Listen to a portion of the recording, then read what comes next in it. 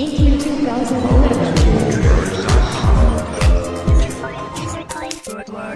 is Skyrim. It looks beautiful. Here it is running on the 360. It is a huge, epic fantasy game where you can be who you want and do whatever you want. We're really, really pushing the hardware. We've rewritten all the graphics, all of the gameplay this go-around, and we just want to fill a world with detail. All the little things. You can look at these plants, so micro detail, macro detail. You can walk to the top of that mountain. If you've played our stuff, you know these are huge games that are wide open for you to explore and do what you want. We have a new animation system, so you can play in third person. So some nice blending on the character. And that is Dragonborn. That is, you can be whoever you want, male or female. This is the character we're showing. So a lot of people like to play in third person, so it's a real viable option this go around.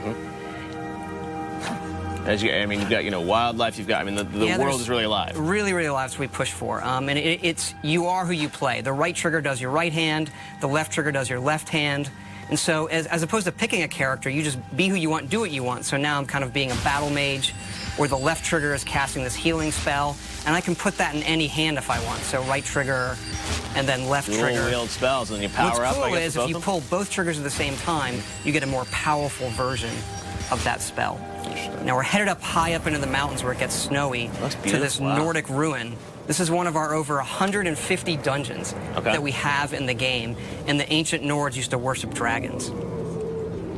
So here we are inside the dungeon with our bow. We do have a lot of cool stealth gameplay as well.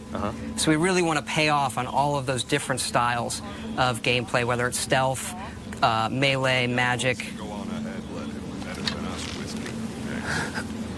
As this person is switching between first and, or in this playthrough first and third, do you think a lot of people are going to play it that way, or?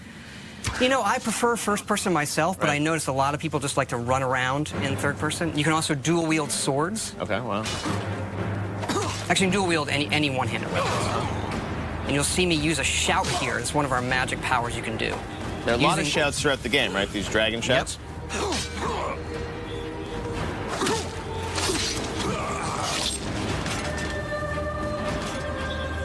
And up here we're seeing the undead, the Draugr, who live in this Nordic ruin. Using a flame spell in my left hand, sword in my right. And then another shout power. And how do you gain these shout powers throughout the game?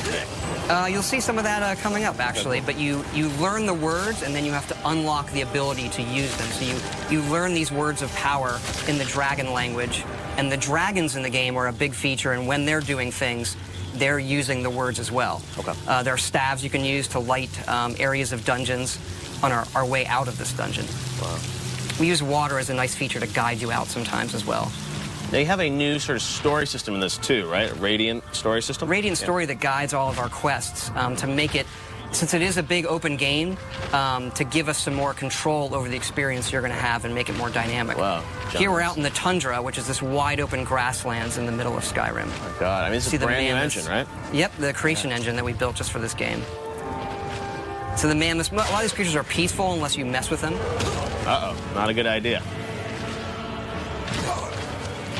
And you can also breathe fire like the dragons. That's one of the shouts. Okay. I'm going to use coming up here. Dragon breath.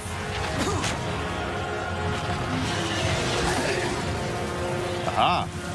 And dragons can attack anything. They're dynamic creatures. We don't script them. So when we're playing the game, we don't know what they're going to do often. They are these big boss fights that are dynamic and interesting in ways that, we've never experienced in a game before. Now, I read a rumor online this week that the game is over 300 hours, or you can spend at least 300 hours in the game. There is at least 300 hours in it. We kind of have stopped counting. There was so much stuff in this game. Oh, here's a battle with a non-friendly dragon. Kind of getting some help from the guards of this tower here. And then when they die, you absorb their souls, and this allows you to unlock words of power, shouts that you've learned, and power them up. And then we also have fights in the game in times where there are multiple dragons. So here comes another one up there, a frost dragon. They're even more powerful than the dragon that I just defeated with the help of the guards. And what's cool about this game is, dragons are not just going to come into the, the final 10% of the game. I mean, you're going to see them throughout the game, right? They are creatures like any other, and you see them not from the initial get-go, but you see them throughout the game, yes. I was reading your character sort of starts this game. You're on your way to your execution. Is that true? You are being led to your execution. This is another shout there, Storm Call. So this calls a storm that brings lightning down to defeat your enemies. One of the more powerful shouts. Right.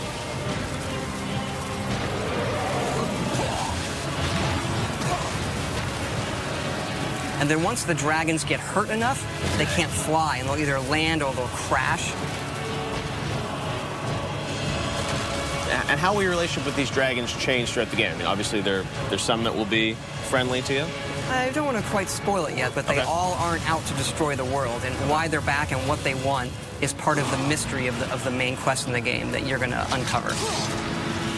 Wow, very cool. Justine, are there any questions from fans for Todd? I have a question here from Jerry V on Facebook. Says, love the guilds in Oblivion. I wonder if the fractions are going to return. Do you think it'll happen? We do have factions returning. Our three main factions are the College of Winterhold, which is like for the mages, the Companions, which is our warrior guild, and then the Thieves Guild, of course. Right. Very cool. And there's the beautiful Skyrim logo, and the date we know is going to be 11/11/11, which is coming out in November. Very cool. Justine, any more questions? Let's see, Player22 on Twitter says, loving the new engine. Can't wait to see more. Curious with how many environments they will have in Skyrim. There's a lot. It's another thing where we stopped counting. I mean, we have 7 major different regions in the game. You've seen some of that where we get into snowy mountains and pine forests and fall forests, that open tundra, lots of different dungeon types. I mean, we go at this each time trying to make the biggest, craziest role-playing game we possibly can and let people just do whatever they want.